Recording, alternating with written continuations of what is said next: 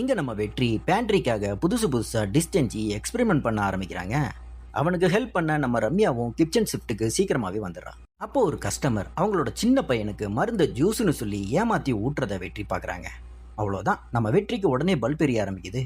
குழந்தைகளுக்கு பிடிக்காத ஹெல்த்தியான விஷயங்களை அவங்களுக்கு பிடிச்ச மாதிரி மாற்றி மாற்றி கொடுத்தா என்ன அப்படிங்கிற மாதிரி யோசிக்கிறான். சாயங்காலம் ஃப்ரெண்ட்ஸ் கூட உட்காந்து பேசும்போது சேப்பங்கிழங்கு ஐஸ்கிரீமை ஜவ்வரிசி இல்லைனா பருத்திப்பால் டிப் பண்ணி கொடுக்கலாமே, அப்புறம் மூங்கில் அரிசியில் டோனட்ஸ் பண்ணலாம் அப்படின்னு சொல்லி விசித்திரமான மெனுவை சொல்கிறாங்க. இதை கேட்ட பாண்டி, என்னடா டேஸ்டே இல்லாத பொருளாக சொல்கிற அப்படிங்கிற மாதிரி டவுட் கிளப்ப, செஃப் சிவாவும் ரம்யாவும், டேய் இது செம இன்னோவேட்டிவான ஐடியாடா, கண்டிப்பாக ஒர்க் அவுட் ஆகும் அப்படிங்கிற மாதிரி வெற்றியை பயங்கரமாக என்கரேஜ் பண்ணுறாங்க.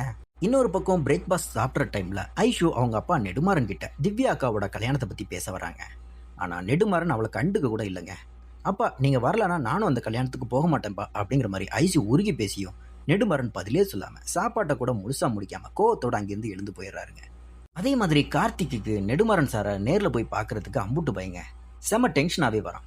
அப்போ திவ்யா அவங்க கூட நடந்து வரும்போது ரெசார்ட்டில் இருக்கிற 25 இயர்ஸ் ஆஃப் மெமரிஸ் ஃபோட்டோ போட பார்க்குறாங்க. அதில் அவள் சின்ன வயசில் அவங்க அப்பா கூட எடுத்த ஃபோட்டோவை காட்டி, எங்கள் அப்பா என்ன ஒரு சிறந்த செஃப் ஆக்கணுங்கிறதுக்காக சின்ன வயசுல இருந்தே கண்ணை கட்டி ஒவ்வொரு பொருளோட வாசனையும் சுவையையும் கண்டுபிடிக்க சொல்லி எப்படி ட்ரைனிங் கொடுத்தாரு தெரியுமா அப்படின்னு சொல்லி பழைய நினைவுகளை நினச்சி நெகிழ்ந்து போகிறாங்க. இப்போ கிச்சனில் நம்ம செஃப் சிவா ஒரு முட்டை டிஷ் செய்யும்போது குக்கிங் பட்டருக்கு பதிலாக ஃபினிஷிங் பட்டர் போட்டுறாருங்க. உடனே செஃப் ஐஸ்வர்யா வந்து டிஷ்ஷோட அரோமா மாறாமல் இருக்கணும்னா இப்படி பண்ணக்கூடாது அப்படின்னு சொல்லி சிவாவுக்கு கிளாஸ் எடுக்கிறாங்க. இதற்கிடையில பாண்டி நம்ம வெற்றி கிட்ட மற்ற கிச்சன் பாலிடிக்ஸ் எதையும் மைண்ட்ல ஏத்திக்காத, இப்போதைக்கு பேண்ட்ரியோட நஷ்டத்தை மீட்டு எடுக்கிறது மட்டும்தான் நம்ம டார்கெட் அப்படிங்கிற மாதிரி அட்வைஸ் பண்றான். கடைசியா தாங்க ஒரு மிகப்பெரிய ட்விஸ்டே ஒன்று வைக்கிறாங்க. நம்ம பிரியா இருக்காங்கல்ல, ரிசார்ட்டோட மெயின் கண்ட்ரோல் போர்டு ரூம் பக்கத்துல நின்று யாருக்கோ ஃபோன் பேசிக்கிட்டு இருக்கா.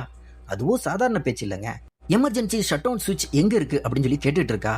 இதை நம்ம வேணி கச்சிதமா பார்த்துட்டு, இங்க என்ன பண்றீங்க பிரியா அப்படிங்கிற மாதிரி கேட்க, பிரியா அப்படியே மலிப்பிட்டு நைஸான்னு நழுவிடுறா. ஆனா வேணி சும்மா இல்லாம விக்கி கிட்ட போய், நான் பிரியாவை பவர் ரூம் பக்கத்துல அடிக்கடி பாக்குறேன், அவ ஏதோ ஒரு தப்பு பண்ண பிளான் பண்றா அப்படிங்கிற மாதிரி சொல்றான்.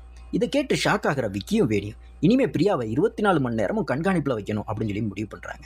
அதோட இந்த எபிசோட இங்க முடிக்கிறாங்க. பிரியா ரெசார்ட்டுக்கு என்ன பண்ண போறா, நம்ம வெற்றி கண்டுபிடிச்ச இந்த புது மெனு ஹிட் ஆகுமா, ஐஸ்வர்யா மூஞ்சில வெற்றி கரிய பூசுவானா, இதையெல்லாம் அடுத்த எபிசோட்ல பார்க்க நம்ம சேனலை மறக்காம சப்ஸ்கிரைப் பண்ணிடுங்க.